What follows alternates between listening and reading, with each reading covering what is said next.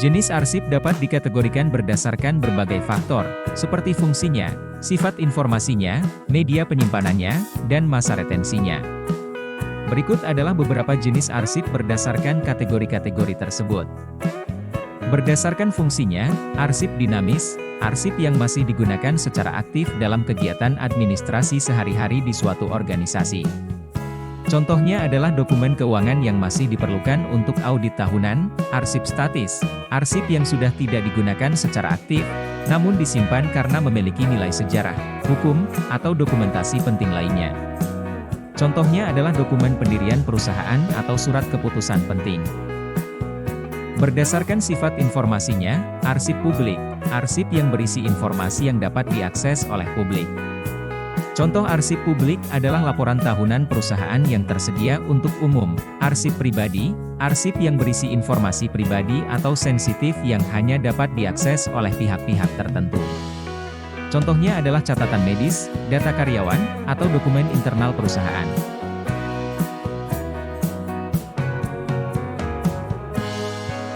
Berdasarkan media penyimpanannya, arsip kertas, arsip yang disimpan dalam bentuk fisik, seperti dokumen, surat, atau foto, arsip elektronik, arsip yang disimpan dalam format digital, seperti file komputer, email, atau database elektronik, arsip audiovisual, arsip yang berupa rekaman suara, video, atau foto yang dapat disimpan dalam bentuk fisik atau digital.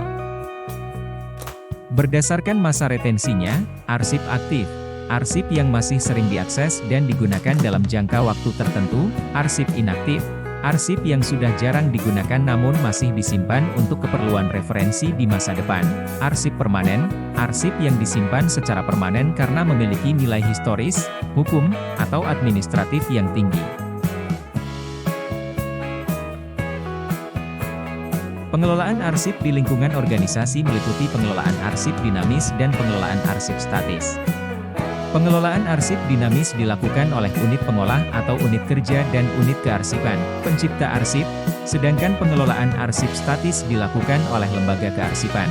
Kegiatan pengelolaan arsip dinamis oleh pencipta arsip meliputi penciptaan arsip, penggunaan dan pemeliharaan arsip, serta penyusutan arsip. Kewajiban pencipta arsip adalah untuk menjamin ketersediaan arsip dalam penyelenggaraan kegiatan sebagai bahan akuntabilitas kinerja dan alat bukti yang sah. Sementara kegiatan pengelolaan arsip statis oleh lembaga kearsipan meliputi akuisisi arsip statis, pengolahan arsip statis, preservasi arsip statis, dan akses arsip statis. Kewajiban lembaga kearsipan adalah menjamin keselamatan arsip sebagai pertanggungjawaban nasional bagi kehidupan bermasyarakat, berbangsa, dan bernegara. Selanjutnya kita akan membahas tentang hal penting dalam manajemen informasi dan dokumentasi, yaitu daur hidup arsip. Arsip memainkan peran yang sangat vital dalam menjaga kelangsungan operasional, keakuratan informasi, serta memori organisasi. Namun, untuk memastikan bahwa arsip dapat berfungsi secara efektif dan efisien, kita perlu memahami tahapan-tahapan dalam daur hidupnya. Yang pertama adalah tahap penciptaan. Pada tahap ini, arsip atau dokumen dibuat. Ini termasuk pembuatan, penerimaan, atau pengumpulan dokumen yang dihasilkan dari aktivitas organisasi atau individu. Arsip pada tahap ini dapat berupa dokumen fisik atau elektronik yang memuat informasi penting yang diperlukan untuk kegiatan operasional atau administratif. Tahap selanjutnya adalah tahap distribusi. Setelah arsip dibuat, tahap ini melibatkan pengaturan dan distribusi dokumen tersebut. Ini termasuk proses klasifikasi, penyimpanan, dan pengorganisasian arsip agar mudah diakses dan digunakan. Pengurusan juga mencakup distribusi arsip kepada pihak-pihak yang membutuhkannya dalam organisasi, serta pencatatan dan pengendalian dokumen untuk memastikan keamanannya.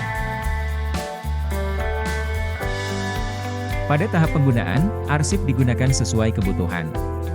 Penggunaan ini bisa melibatkan pencarian, akses, atau pengambilan dokumen untuk referensi atau penyelesaian tugas tertentu.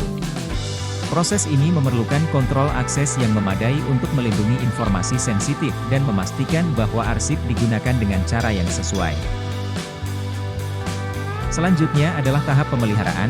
Tahap ini mencakup kegiatan untuk menjaga kondisi dan keutuhan arsip. Pemeliharaan meliputi perawatan fisik atau digital, seperti perbaikan dokumen yang rusak, pencadangan data digital, dan perlindungan terhadap kerusakan atau kehilangan. Tujuan dari pemeliharaan adalah untuk memastikan arsip tetap dapat diakses dan digunakan dalam jangka panjang. Tahap terakhir yakni tahap penentuan keputusan.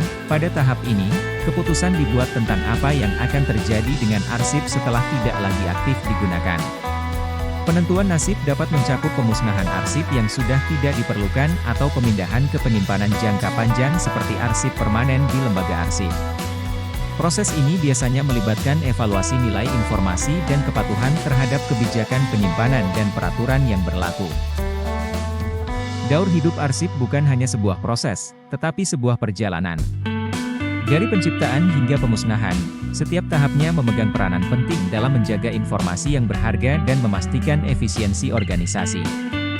Dengan pemahaman yang mendalam tentang daur hidup arsip, kita dapat meraih ketertiban dan transparansi yang optimal.